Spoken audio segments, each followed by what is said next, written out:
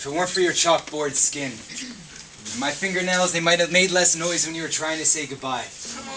And it's not that your skin was too hard, it just spoke in a language that I couldn't read, and I couldn't always hear you over that itching silence that bursts like the tip of a really big pimple that reaches the mirror just in time for us to see each other at our worst.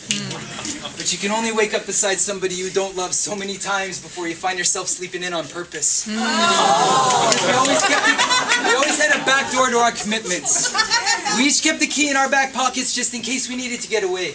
In short, notice didn't give us much time, and just thinking that you might be pregnant seemed to help you realize you never wanted to be with me in the past, let alone the future. And the here and now, it was the only present I ever offered you, and all it took was a pin drop to burst the bubble, and we both just ran for our lives. I'm now looking for that spot where hindsight might highlight the exact moment when everything peaked, because I heard the branch break, and rolling downhill must have taken more out of me than I wanted to admit. Because just standing back up and brushing myself off has only spread the stains I've collected over the parts I'd once protected. And if I'm going to be honest with myself, I got to stop acting so surprised. You know, I've silently known in the back of my mind that comfort keeps its promises like the tide that gets us by. I think we were together because so many days would have otherwise been spent alone.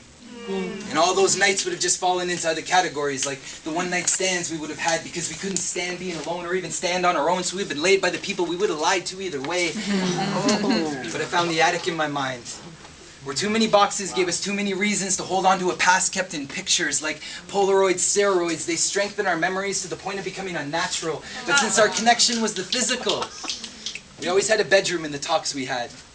And the strength of our impatience created the foundations that we just built from there. And the living room in our hearts became furnished with the furniture we found out in the trash, looking used enough to fool all our friends into thinking we actually owned something together. But the only spark between us was the static of our skin, where friction forgot for us and we flowed forward into faster days. I'm now locked in the cellar of your memories, and you've fallen into the basement of my ambitions, but for a while we still held on.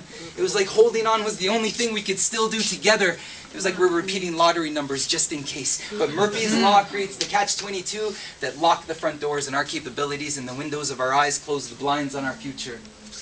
I think the hardest thing for us to admit is that we never loved each other enough to create a very good story. Because there was a part of us that had given up before we'd even met. And reaching over that limit of the mountain of our relationship, we peeked over the summit, and the only thing we actually saw was a clear blue sky holding up a single cloud that looked just like a cum stain that beads on a brand new sheet.